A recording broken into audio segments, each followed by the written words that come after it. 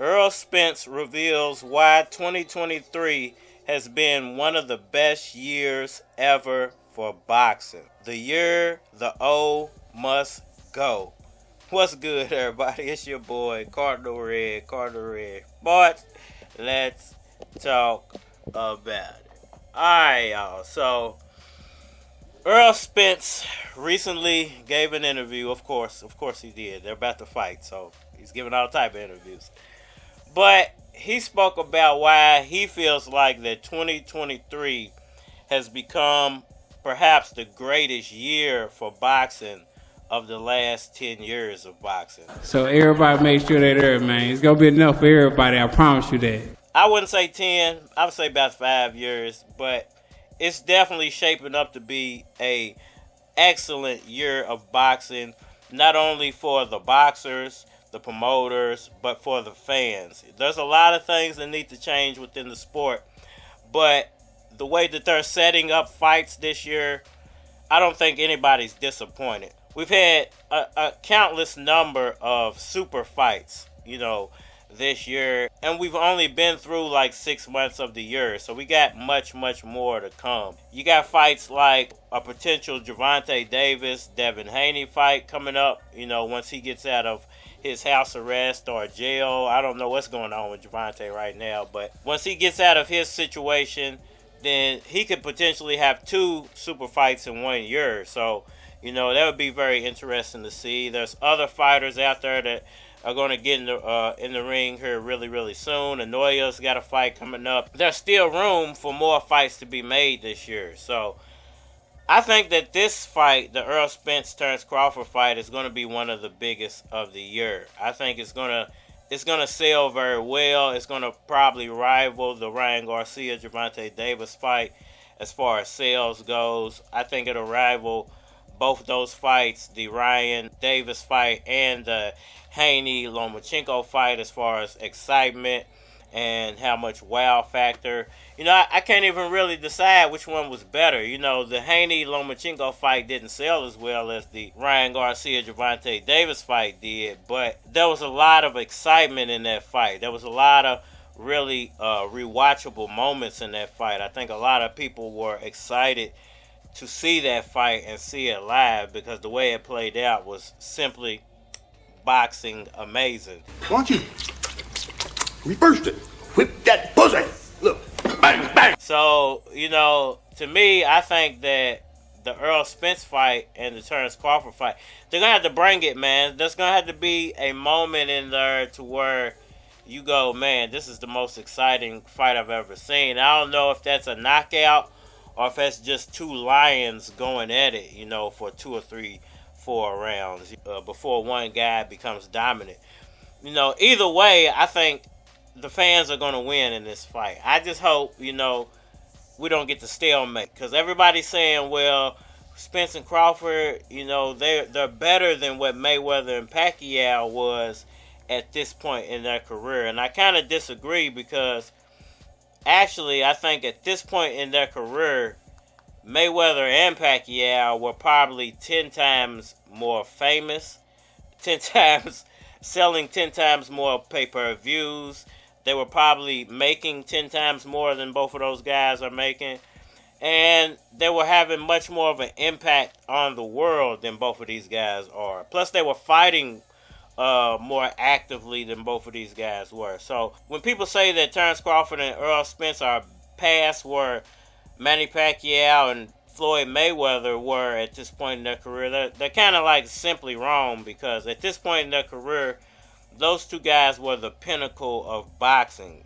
There was no question whether somebody else was more popular or selling more pay-per-views. There was no questions, period. It was Floyd Mayweather and Manny Pacquiao. Those were the 2 biggest names. The heavyweight division wasn't as prevalent as it is right now. 160 wasn't, making as much noise. There was no Canelo then, So it was those 2 guys and those 2 guys alone that were really running the sport of boxing. So I can't say that those two guys, Errol Spence and Terence Crawford, are better than what Mayweather and Pacquiao were at this point in their career. But I will say one thing, that this matchup means more. The matchup means more because undisputed is on the line. It doesn't make it a better matchup. It just means more.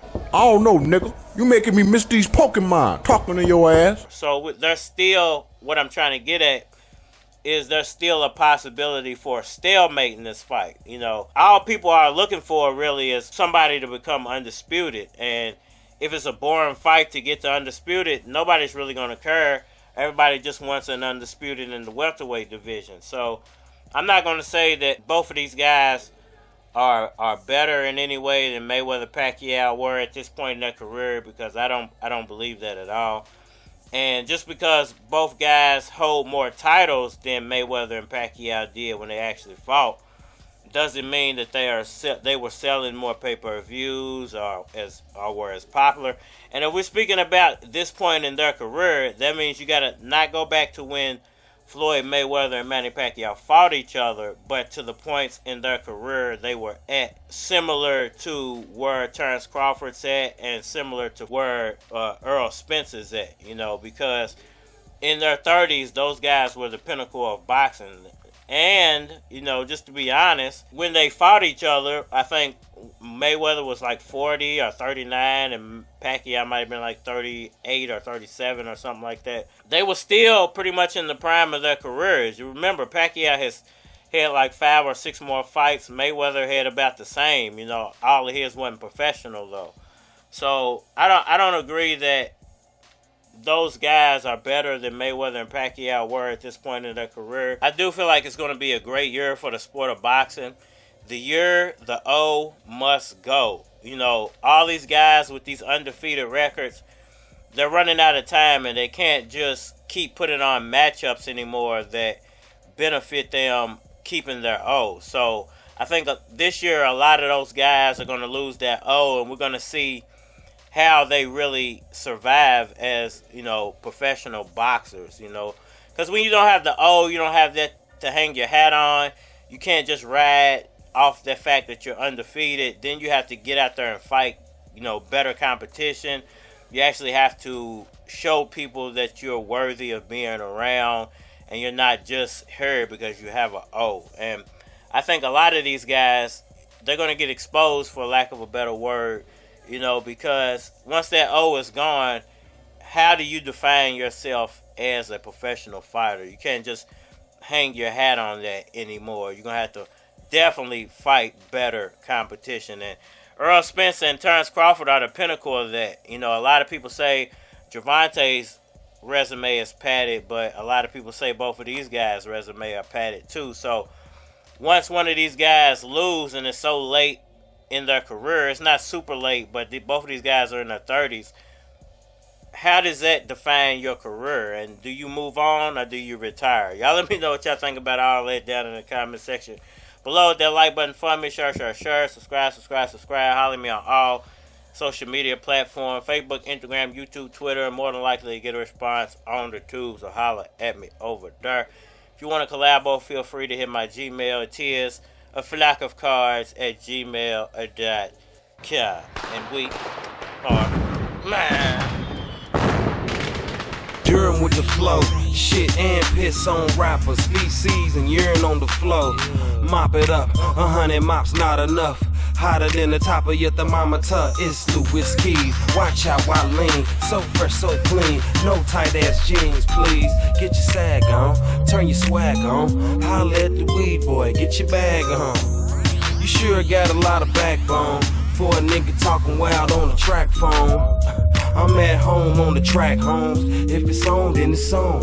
Watch me. And I Durham with the flow, Durham with the flow, Durham with the flow, Durham with the flow. Got my grind way up, your time's way up. I got my mind made up. Watch me. Durham with the flow, Durham with the flow, Durham with the flow. You ain't Durham with the flow. Hear him when he flow and be like, darn it, he's the opposite of garbage. Are we on the same level? Hardly. Nigga, you a bike with pedals, I'm a Harley. Chillin' with the ducks while I'm chillin' with the Barbies. You're starving, we're eating at O'Charlie's. Are ye? step into the dude, how rude. Watch how I move, the boy so smooth. I'm a go-getter, I go get cheddar. Spin that cheddar on corduroy sweater. And I Durham nigga flow, Durham with the flow. Durham with the flow, Durham with the flow. Got my grind way up, your time's way up. I got my mind made up. Watch me, Durham with the flow.